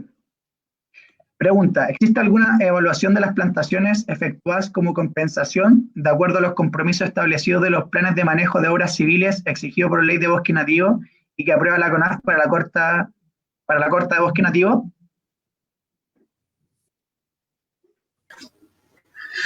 Bueno, agradezco la pregunta de Juan Pablo, porque es una pregunta bastante... Es que hoy no escuché bien porque se me cae... Muy mala señal. Yeah. Bueno, continuando, es una pregunta bastante interesante. Yo creo que muchos no la hacemos. Bueno, hay que recordar que la Ley de Bosque Nativo fue uno de los procesos legislativos más largos. Duró 16 años su promulgación y esta se logró en el año 2008. Es decir, hasta la fecha van 12 años prácticamente de su aplicación. Y hasta el momento, yo como profesional forestal no he visto ninguna evaluación con respecto al resultado de estas reforestaciones, pero sería sumamente interesante conocerlo, porque prácticamente, como explicaba antes, muchas de las acciones que se realizan para cortar especies nativas, porque recordemos que no solo se corta bosque, sino también matorrales y cactáceas, se cortan individuos que están en estado adulto. Entonces, luego, eso se compensa reforestando en lugares totalmente distintos, es decir, se trasladan los beneficios que esa vegetación daba en esos sectores a otros sectores, pero tampoco sabemos si ellos se van a poder establecer estas nuevas plantas, que las condiciones climáticas son totalmente diferentes y la ley establece un plazo para revisar estas plantaciones. Son prácticamente 2 años. Obviamente, muchos profesionales del área ambiental van a plazos posteriores a esto, a revisar a terreno. Sin embargo, hay un problema aquí que tenemos en la ley de bosque nativo. Al final, estamos reemplazando ecosistemas y lo reemplazamos por algunos componentes de esos ecosistemas. Es decir, solo decimos, cortamos bosque y ponemos algunas especies que estaban en ese bosque, pero no garantizamos que después estos tengan composición y estructura y menos funcionalidad. Entonces, un aspecto importante también para poder avanzar, no solamente en las políticas de planificación territorial, también es el fortalecimiento como tal de la institucionalidad ambiental y sus instrumentos, porque prácticamente se han diseñado para compatibilizar proyectos de inversión y dejar en un nivel secundario prácticamente el bien común. Y en ese sentido, la ley de bosque nativo perfectamente podría incorporar mayores zonas de protección a las zonas de precordillera y también acciones de restauración, recuperación de bosques que están perdiendo sus funciones, como también conformación de nuevos ecosistemas, ¿ya? Pero volviendo de nuevo a la pregunta, yo por lo menos no he visto evaluaciones con respecto al estado de las reforestaciones que se han hecho en Chile. ¿Cuántas de ellas estarán vivas hasta hoy en día? Eso no lo sabemos todavía.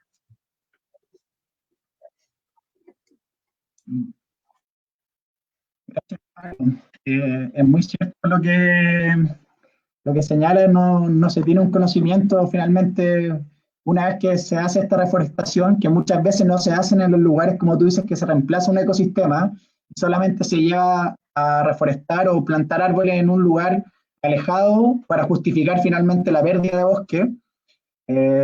Y bueno, para seguir y para darle más cierre a este conversatorio que ha estado súper interesante, le voy a dar 1 minuto a cada uno para que puedan dar algunas palabras de aliento de cómo llevar estos conflictos, algún consejo o algo que quieran compartir dentro de su trayectoria, de lo que llevan y sus experiencias que han vivido. Por ende, les pido lo más acotado posible en este minuto. Vamos a ir por orden. Vamos a partir desde Carla, Renato, Pablo, Nicolás y cerramos con Gonzalo. 1 minuto, por favor. Ya, aquí va mi minuto. Bueno, invitar a las personas a que reconozcamos, por ejemplo, nuestro rol activo que tenemos dentro de la participación de la gobernabilidad y tanto de la creación de políticas públicas que regulen tanto el entorno como la vida humana. Y también una invitación a autogestionarnos, porque finalmente estamos viendo que la política clásica no representa las necesidades o los ideales que tenemos para proyectarnos como hasta un desarrollo más sostenible, por así decir. Entonces la invitación es a conocer nuestros territorios, vincularnos con la naturaleza, inmiscuirnos en los procesos de vida para reconocer lo que hay desde el lado tanto natural como desde el lado cultural, desde las personas. Entonces yo invito a que todos podamos ir reconociendo poco a poco y nos vinculemos de una manera tanto a articulación social como a articulación con la naturaleza. Renato, tu minuto está ahora ya. Bueno, principalmente sumándome a lo que decía Carla, buscar la manera de ejecutar y de articular las herramientas que tenemos como ciudadanos con la gente, digamos, en el gobierno comunal que apoya estas situaciones y estos derechos que tenemos secundariamente a nivel de barrios, de sectores, buscar la unión y buscar la unión también a nivel de estos proyectos, a nivel intercomunales, a nivel de lo que decía, que podemos hacer mucho más ruido y mucho más fuerza si nos vamos sumando, porque a veces también la gente cae en la facilidad de que los demás hagan la pegadura, pero yo creo que es nuestra labor. y si ahora viene la posibilidad de poder tener una participación y poner esto dentro de lo que es el tema constitucional, hacerlo, porque es una necesidad. Lo que le hacemos a la naturaleza, nos lo hacemos a nosotros mismos. Gracias, Renato. Pablo. Bueno, en Chile se le da mucho poder a la propiedad privada, es decir, puedo hacer lo que quiera en mi propiedad. Tenemos 14 millones de hectáreas de bosque nativo en Chile y el 70% está en manos de privados. Ojo con esas cifras.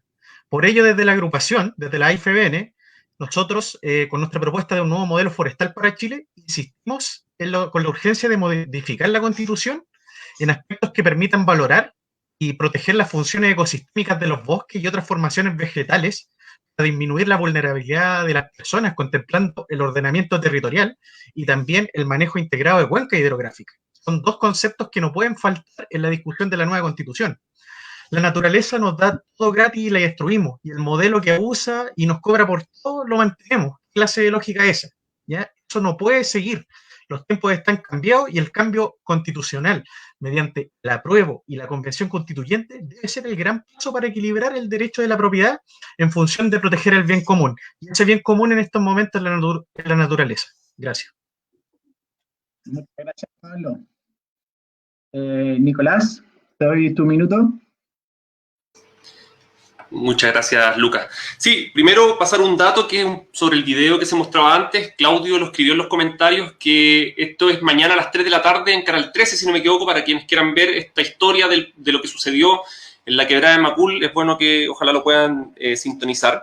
Lo segundo, sobre lo que se preguntaba antes de lo que yo había indicado, claro, yo lo que planteaba es que creo que, si bien obviamente hay que hacer una defensa desde lo local, la idea es sumar más actores. Por ejemplo, para dejarlo más claro, muchas personas de la comuna de La Florida, del sector poniente de la comuna de La Florida, nunca han ido al bosque Panul. Y tampoco probablemente nunca han ido al santuario que se propone en el sector de Alto Macul. Entonces, ¿cómo logramos que sea no solamente desde lo local, sino que también de que se incorporen otros actores? No solamente por el tema natural, sino que también, por supuesto, lo que puede significar en términos de turismo, deportivo, de culturales, de espacios públicos, o sea, una discusión más grande.